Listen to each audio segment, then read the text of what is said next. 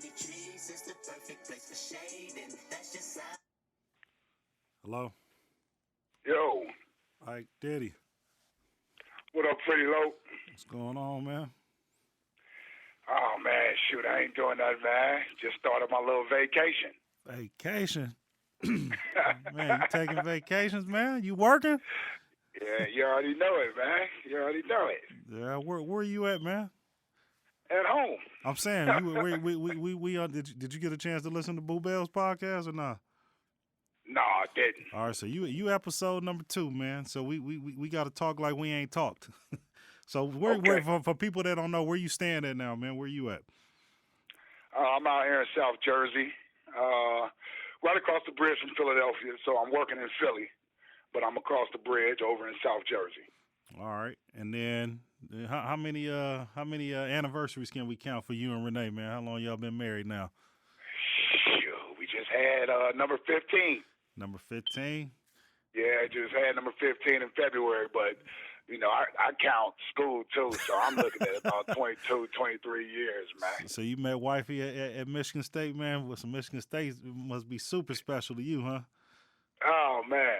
Yeah, you already know that for more than one reason. But, yeah, back in 94, that fateful day Yeah. that she and I met. But, yeah, you know, that's just one of the many reasons that East Lansing holds a special place in my heart. All right, and then the kids, how many kids you got, man? 3. You know, I got 3, man. My oldest, Michael, is 25. Elijah just turned 14 this past weekend. And Jada is 11. Now, what they all into, man? What they all up to? Well, Michael's working managing one of the top restaurants down in Cincinnati, back home where I'm from. Actually, about to become a father himself, so I'm about to become a grandfather this fall. Granddaddy, hey, you got going on. Let you go. You got going on. Let your goatee turn gray, then, man. It's great, man. Except for when I pluck them out, man, sitting there somewhere. You know, and then the kids, man, Elijah and Jada. You know, Elijah getting ready to start high school, man, 9th grade.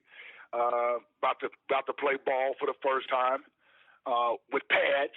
So he's about to get into some football.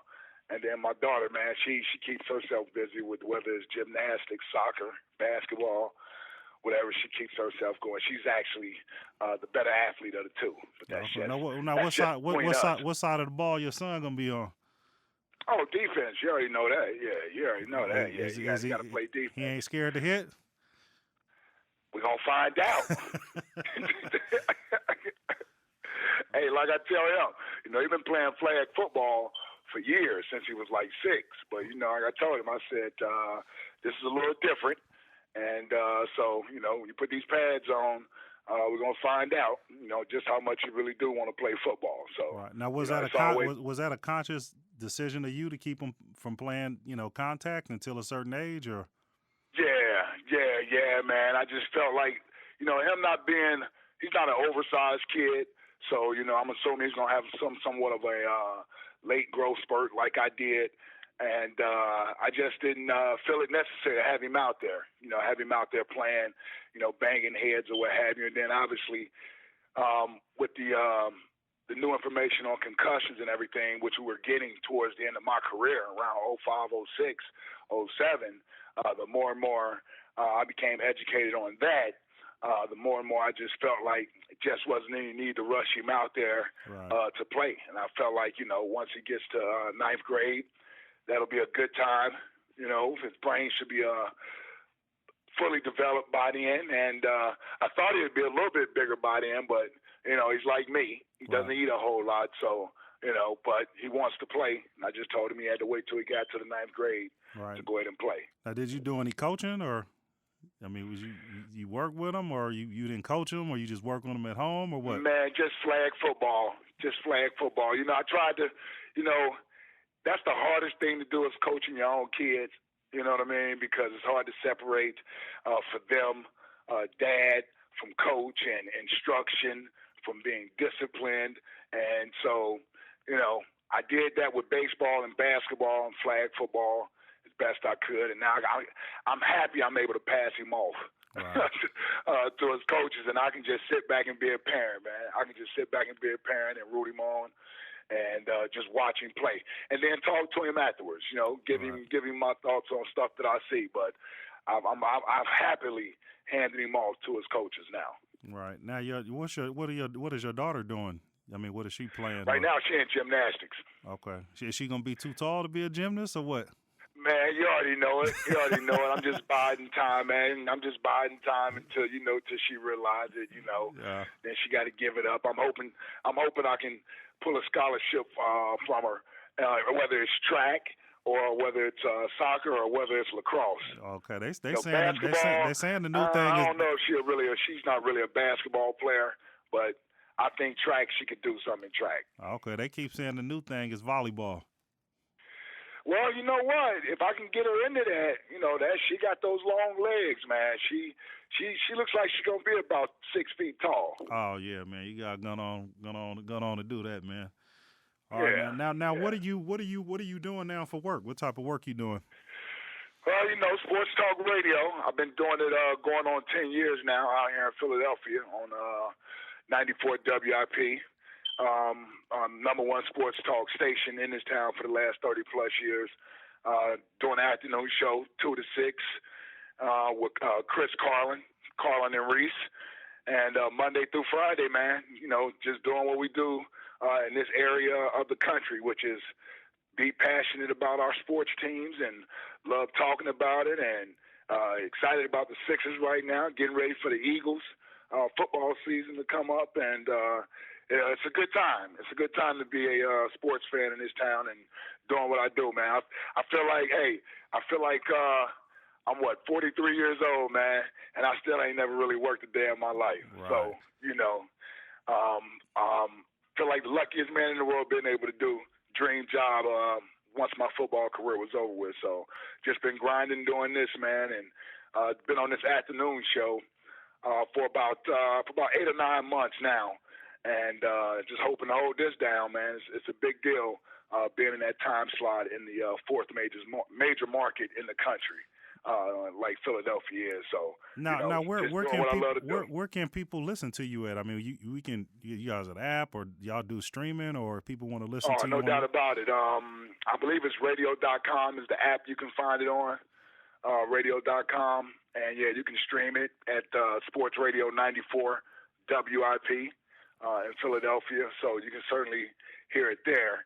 And then, we do stuff on Facebook. We do stuff like podcasts, FaceTime, all that type of stuff. Facebook Live, we do shows like that and stuff. So people can always keep up with us on Twitter as well. We're all over social media, Instagram, everywhere, man.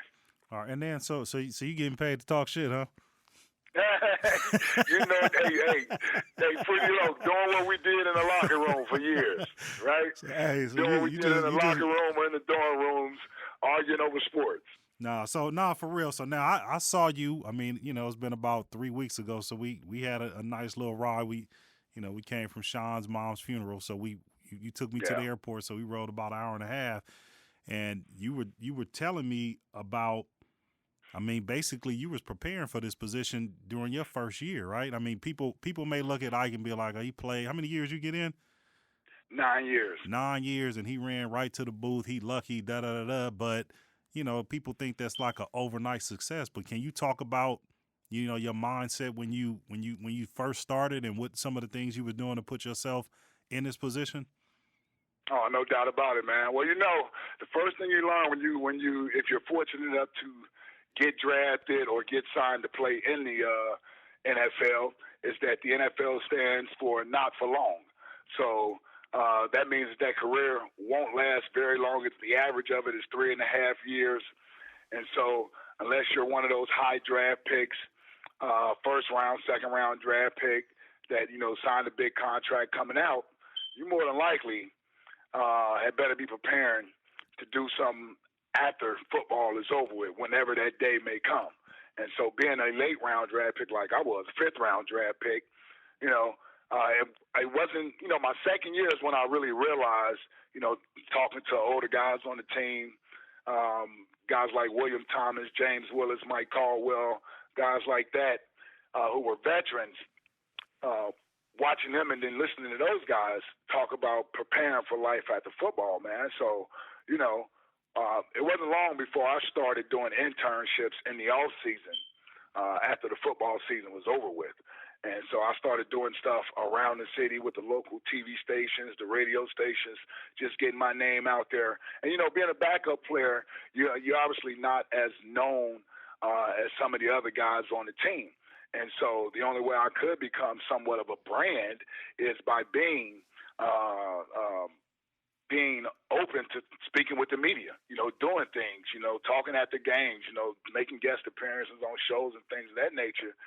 And eventually that's what I was able to do, man, through doing that, and built up relationships and, had plenty of people tell me in the right positions that, when my career was over with, if that was something I wanted to do, they would certainly be willing to help me get started in it. And that's what I did. But the key is that I got to practice in while I was playing, not only while I was here in Philadelphia. When I left here and went to Atlanta, I was only there for 2 years.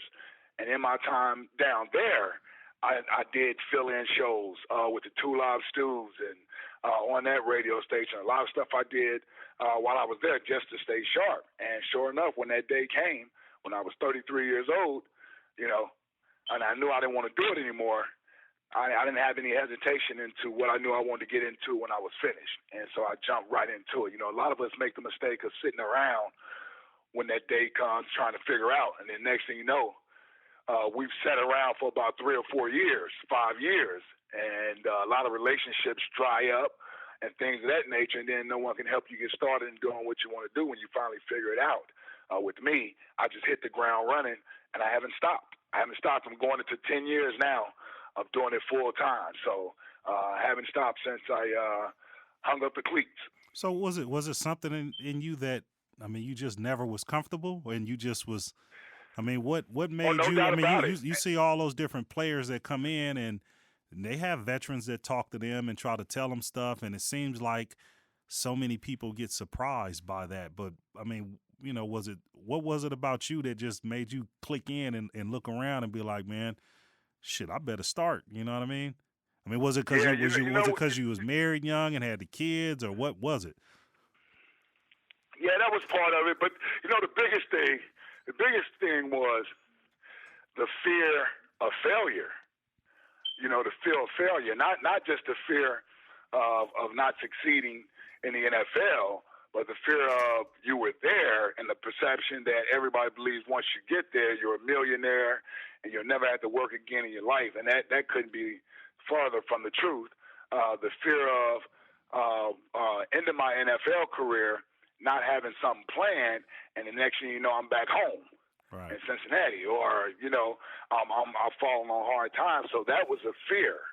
And it's just something, I guess, that's just in me that I'm always trying to think about the next step ahead before it's time to make that step, just so I'm prepared. And I don't know if that's just something that's just in me or whatever, but a lot of it was driven by fear of going back to where I came from. Right. And so, I knew that was never going to happen. I made that declaration and proclamation when I was at Michigan State. Right. That was never going to happen.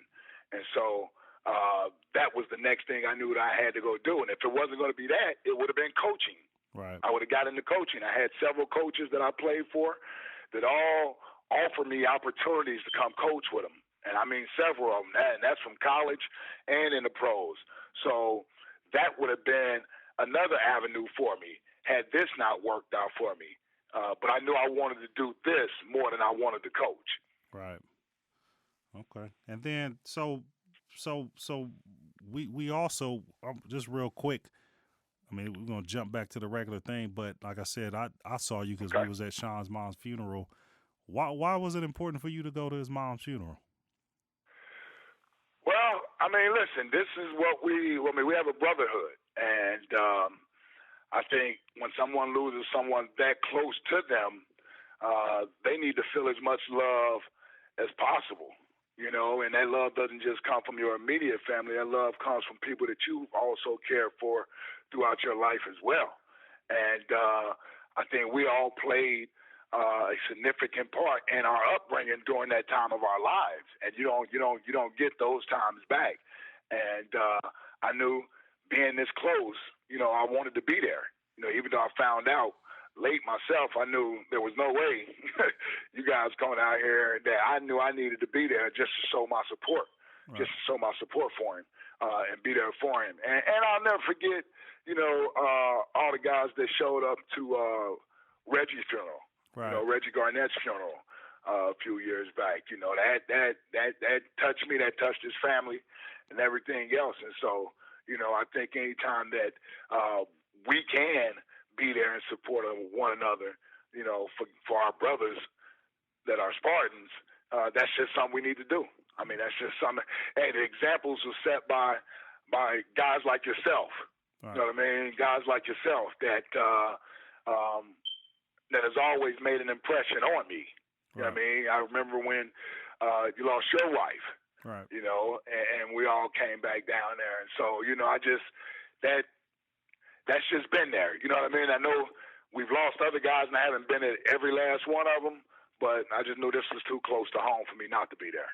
Right. And then, too, I was going to ask you, too, so can you talk about Reggie real quick, and then your relationship? I mean, you was telling me about his son. I think he does music and stuff like that, but can you talk about, you and Reggie's relationship? And then, like you said, I was, I knew a lot of us was going to come, and the coolest thing was when Coach Foligno was there. Like, I didn't, what I mean? It was cool just to look up, and a lot of times, even when I talk to people, about Sean and Reggie, and whether it was B. Howard or Del Rico or whoever, a lot of the guys, don't know what to say. And Sean hit it on the head. He was just like, man, I didn't have to say anything, just to look up and to see, my brothers over there was meant a lot. And so it's funny that you said that it meant a lot for you that all those people came to Reggie's thing. Yeah, it really did, man.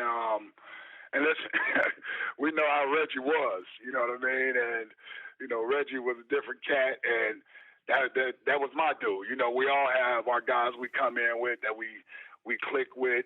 In our recruiting classes, Ricardo and Mill are the same, you know what I mean?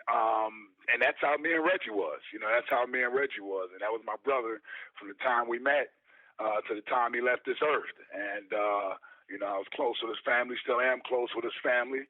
The godfather of his son, who just graduated from Cass Tech, who is a very good hip-hop rap artist, very good, very good. Curtis Roach is his name. Reggie Garnett second. But his dad, man, was my guy. His dad, man. His dad taught me the game of football, man.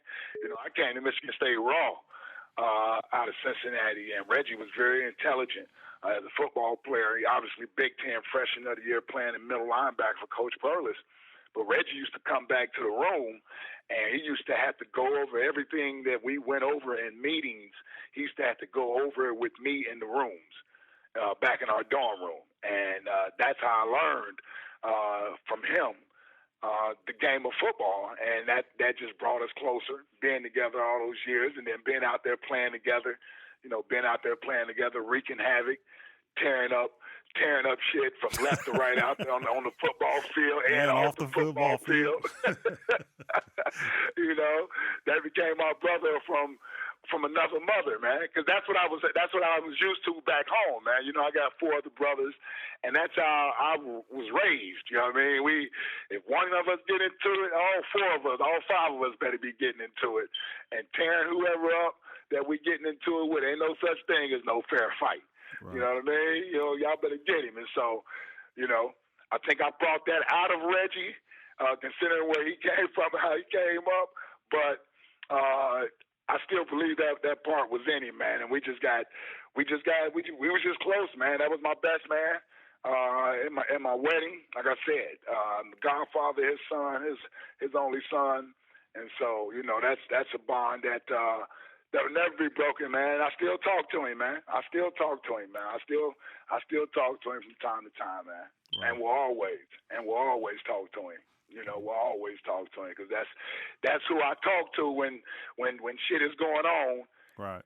In my house or with me, you know what I mean? That I need somebody to talk to. Right. You know what I mean? So that guy, he's still there. Right. He's still there for me, and that's gonna always be there. All right, now from Michigan State, man, I learned something when we was riding. So tell me about your who recruited you, and tell me about your senior year, man, in high school. Well, Kip Waddell recruited me. Kip Waddell recruited me. He was a coach out of Cincinnati that had joined Coach Perlis' staff a few years prior to recruiting me, but he had coached my older brother in high school at Hughes High School in Cincinnati. And so Coach Waddell was down in Cincinnati to see Rob Sherrill's tutor up and about 3 or 4 other guys on that team of his that we wound up getting a couple of them to come there who didn't make it there, and then a couple of them went to other schools. Anyway, they were there to see them, and they were playing against us. And I just happened to have a good game against them, and that's how he noticed me and saw me and started recruiting me for that. So then I couldn't play my senior year in high school because I had dropped out of high school in the 10th grade, and when I got back in high school the following year to repeat the 10th grade, by the time I became a senior, that was my 5th year in high school. And then obviously you can't compete in high school athletics if you've been in high school for 4 years. I mean, for 5 years. You only get 4 years to compete. So even though I'd only competed 1 year, it didn't matter. I'd been in high school 4 years already. So I was ineligible, couldn't play. All my scholarships dried up, and Michigan State is like one of the only schools in the University of Cincinnati were the only schools to really offer me a scholarship. And so that's how I came to Michigan State. You know, once I came on a visit, I fell in love with it and committed. That was my first and only visit. I committed when I came there. But yeah, I didn't get a chance to play my senior year in high school, and it was the only year I played was my junior year. But you know, they took a chance. They took a chance, and I'm forever thankful that they did. And you said y'all were sorry too in high school. Oh yeah, we wasn't even man. It was like 4 and 6, man. Wow. I mean, it was like 4 and 6. I mean, two of them, they must have beat us like, I don't know, maybe 40-something to 10, something like that, 40-something to 14. So you know, we were 4 and 6, and that was one of our better years that year. That we had more of a basketball school, but Coach had begged me to come out enough because he needed bodies and wanted me to play, and that was the 1 year that I played, man. I always loved. The funny thing is, I always loved the sport. I always liked playing in the neighborhood. I hated practice. I hated like going to like a two-a-days. You know, back then you'd be in two-a-days you'd be there all day with that. You know what I mean? Right. So I hated doing that, and so I never would stick with it. And so, you know, but I finally did it that 1 year. I finally went and did it, and I stuck with it. I said, well, if I can get past the first 2 weeks of conditioning, because you had 2 weeks of conditioning before you even put on pads. I was like, if I can get through that and make it to the pads, I'll stay. Right. And I made it through. I wound up making it through, man. And thankfully I did. All right, so now you at State. Can you talk about the transition from Perlis to Saban? Oh man, night and day. Can you talk about your ultimate threat that you got from Saban? Saban. Well, at the GP it left, you know, after he got fired in '94. Nick came in, you know, and I got in trouble that summer. Now that first year I played under Coach Perlis would have been my red shirt freshman year. Would have been my second year. You know, I wound up leading the team in tackles, tied for the team lead in sacks, tackles for loss. So you know, I'm coming off having a pretty good year, thinking I'm hot stuff. You know, but Coach gets fired, and Nick comes in, and you know, and you know, part of his objective was to change the culture, you know, that was there. You know, that he basically told us that in the first team meeting that a lot of the things that went on under Coach being there, you know, weren't going to be tolerated. And so, you know, that's what he came in trying to do. And I wound up getting in trouble that summer and for being in one of our bar fights or fights at the club. I wind up getting arrested for disorderly conduct and getting snatched up, and wound up having to do 100 hours of community service. Had to spend the weekend in jail. Had to spend the weekend in jail. They gave me 48 hours, I believe it was, plus 100 hours of community service. So then, like when you in jail, are you thinking about what you gonna tell these coaches, or like what's your process like when you sitting in jail and you know they gonna know? Oh no, they knew because that was the penalty. That wound up being the penalty. Yeah, that wound up being the penalty. Yeah. Now when they grabbed me that night for it, yeah, I mean, I knew, I had to go see him the next day. It was either I tell him or he's gonna find out anyway. He's gonna find out anyway. And I think it wound up in the school paper anyway that Monday. 'Cause I think it happened on like a Friday. So yeah, you know how that is. Once the reporters go checking the police blogs over the weekend, right? They see your name, So yeah, but I had went and told him the very next day, and I mean he wasn't happy. He was not happy about it, and he let me know that he wasn't happy about it. And man, that was walking in there was like walking in to see the Grim Reaper. Walking in that office to see Nick.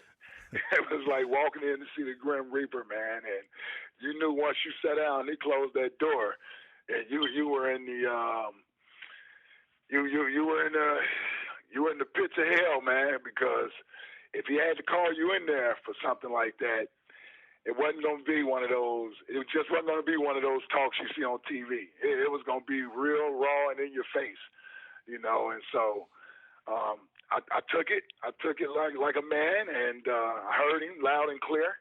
And he put some stipulations in place that I had to adhere to in order to stay on the team. And they were challenging, but I wanted to do it. I needed it, and I was happy that he did it in the end. I was happy that he did it in the end because here's the thing. It allowed me to focus, really. It really did. It allowed me to focus and have, like, some real structure.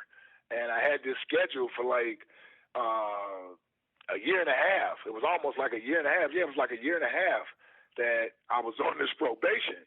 And so, it allowed me to play two of my better years of my career at Michigan State. And also it allowed me to grow some sort of self-discipline. Right. And that would help me out down the road and really throughout life. It really did. It allowed me to see that I had the intestinal fortitude to be able to control some of my impulses if I wanted to. And so, I was able to do that. So it was helpful for me, but it wasn't easy. And I remember having to get up at 6 in the morning to work out with Coach Manning alone, as a punishment, So I had that on top of any other stuff that we had to do as a team. I had to get up every morning to work out with Coach Manning at 6 o'clock. Now, on you being from Ohio, did it? I mean, you got kids now. I mean, thinking back, were your parents involved, or your mom? Did she come up? Did she talk to the coaches, or you kind of was out there on your own? No, I was kind of out there on my own. Right. You know what I mean? Because my mother knew, obviously, and I talked to her about it, but she didn't know for a while. I didn't tell her. The funny thing is, she knew because it was in USA Today as well, right. Which I didn't know. So she knew, but she never said anything to me about it, and she waited for me to bring it up to her. And I didn't even wind up bringing it up to her until this happened the summer of 95, I believe it was, the summer of 95. I didn't tell her until I came home at the Christmas break. And so I got a chance to talk to her face to face, but she let me know she already knew.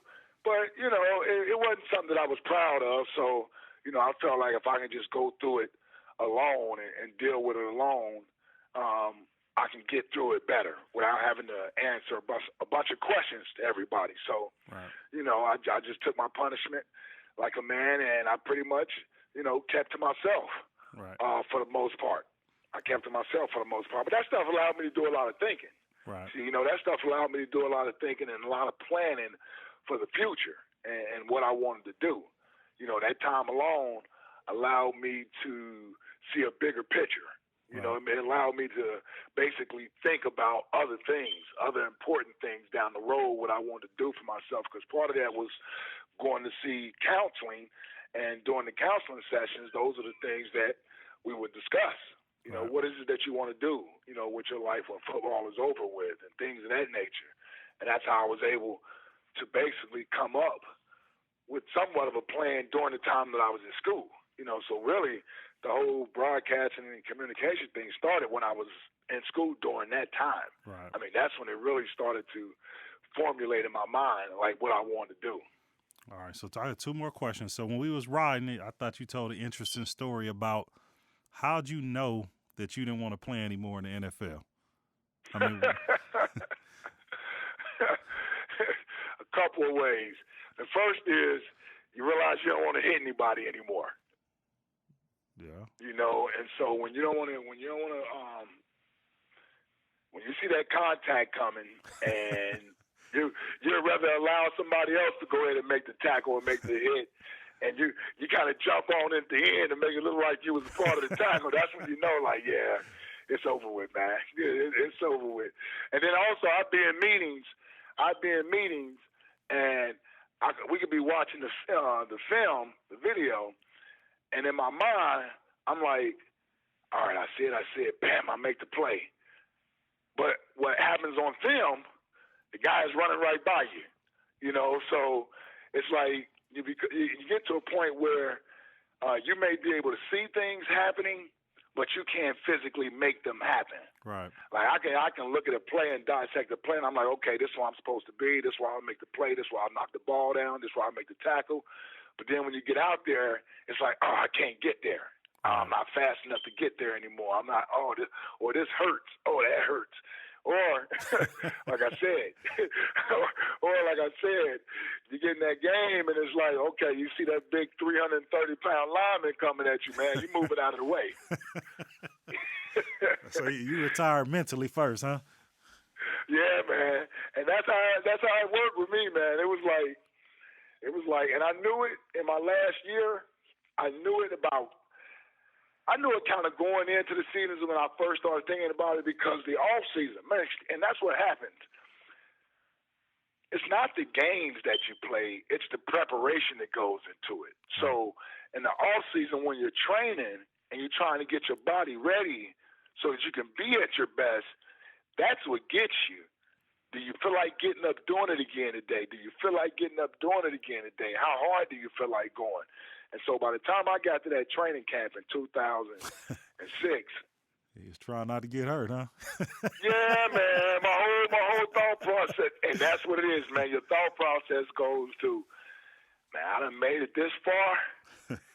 Don't get out here and get no career. You know what I mean? Like no career-ending injury, no type of surgery type of injuries, anything like that. And when the season isn't going well, it becomes even more evidence. You know what I mean? Like if you're winning or what have you, you can hide it a little bit. But if the season ain't going well, then you're like, yeah, man, this ain't really worth it. And then it really was confirmed at the end of the year when I just didn't. I was like, I told my agent, and unless the right situation comes up, I'm done. You know what I mean? I'm done. So, and that was pretty much the end of it, man. I was at peace with it though, man. Listen, I played longer than I ever thought I would. Good memories, lots of friends, lots of relationships, lots of avenues opened up. And it was a dream, you know what I mean? So it was a dream fulfilled. I felt like any amount of time in that league, man, would have been fulfilling. You know how that is as kids, man. You dream about playing on that level. You dream about playing with those type of guys. if it had been 1 year, I'd have been thankful for 1 year. Right. All right. Last thing, man. SpartanDawg, man. What does that mean to you, man? It's been around for a while. It's went through some iterations and everything. But when you hear the term, what does it mean to you, Ike? Well, to me, it just means ride or die, rough and tumble, rough and rugged, ain't to be fucked with. I mean, that's just what it means to me. I mean, it just means blood brothers, a band of married men, that's underdogs, that's willing to fight for anything that we get, don't need no handouts, love that role, being the underdog, because always we love proving people wrong. Love proving people wrong. And so that's the mentality that was instilled in me from when I came in 1993. Like you said, it's done went through a few different changes here and there, and it's certainly more of a national brand now, and that's okay. But, what it means to some people today and our newer SpartanDawg generations means a little different to me from my era, and I hold on to that. And I hold on to that because to play when we played during that time, learning from the guys that I learned from right before me, and to go into that transition, you had to be tough to play during that time. So, I hold that near and dear to the heart. And it's a fraternity. It's a fraternity. Believe me, it is a fraternity. And not many universities, I think, have the type of pride, take the type of pride that we take in being SpartanDawgs. Everybody has alumni and alumnus and this and that and the other, but it's something about being an athlete at Michigan State, particularly in that football arena. And we'll let the basketball guys in now, but that football arena, different type of animal to play there. I always was curious just talking to people. I mean, I talk to my friends that went D1 or whatever, and they always say, we don't have it like you guys. They was like, man, they don't let us go to games. We don't feel welcome. They don't talk to their old teammates. So it was always interesting to see you guys that went on to play in the league, but still keep all those relationships with the college people, and it's still special to you guys. You know what I mean? Oh, ain't no doubt. I tell you, the college relationships are stronger. The college relationships are stronger than some of the guys I played with in the league. Certainly just as strong. I just think because that time that you're in college, man, it's just that's the time you go from being a boy to a man. Right. I mean, it really is. That's the time you go from being a boy to a man. That's when you don't have anything. That's when everybody is on equal footing. We're all struggling to be college students and find our identities and what we're going to do when we leave college. And it's really like our last chance to be kids. Right. It's our last chance to be kids, and before we go out into that cruel adult world. And so I think that's why we hold on to it, because you know how we were, man. You know how we were. We had the extremes of the highs and the lows. Right. You know what I mean? We had those extremes, and it was. But you cherish those moments. I know I do. You cherish those moments. All right. And then where can people follow you on social media, Instagram, whatever you on? So if people want to follow you and catch up with you, what's your address or whatever? Always hit me up on Twitter at Ike58Reese. That's at Ike58Reese. Instagram, don't even waste your time. I don't even really go on Instagram except to check what my kids are doing, man. My kids are on Instagram, so I got to keep an eye on them. Right. But I don't really post much on Instagram. But if you choose to, it's Ike Reese58 on Instagram. Facebook, you can always hit me up at Ike Reese there. And if you want to follow the show, man, it's Carlin and Reese on 94 WIP from 2 to 6 p.m. You can follow us at Carlin and Reese at Carlin and Reese Show, 94 WIP. So follow your boy. All right, Ike Diddy. I'll see you at home. I'll see you homecoming, right? Yeah, man, I'm coming, dude. I'm gonna finally get to come to homecoming, dude. I'm coming to homecoming this year. Okay. All right. I'll holler at you. I'll send you the audio. I'll see you there, brother. All right. Yep.